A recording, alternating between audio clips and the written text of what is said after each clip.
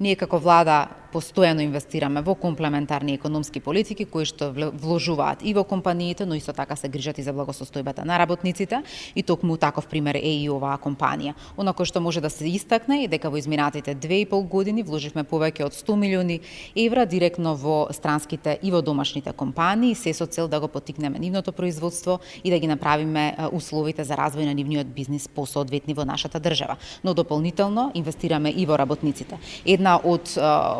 компаниите кои што е вклучена во дуално образование или усогласување на образованието со потребите на пазарот на труд е и оваа компанија. Во 2019 година во таа генерација имаме 135 ученици кои што го ја посетуваат овој тип на настава и навистина се грижиме да оваа програма која што е како пилот да може да ги даде своите резултати, а ви ќе ги гледаме истите и да понатаму компаниите преку стопанските комори, благодарно сега до Германската стопанска комора која што е вклучена во ова и стопанската комора на Македонија, да понатаму сите компании кои што имаат услови, кои што се поголеми, да вклучат повеќе ученици. Дополнително во овие странски инвестиции кои што се поддржани од државата, се зголеми бројот на луѓе кои што се вработени од околу 8.000, денеска имаме повеќе од 13.000, а тоа се за 5.000 вработени повеќе, што укажува дека со целите мерки и програми кои што владата ги носи за поддршка и на домашните и странските инвестиции се зголемува и бројот на вработени, а со тоа значи дека се дала можност за развој на овие компании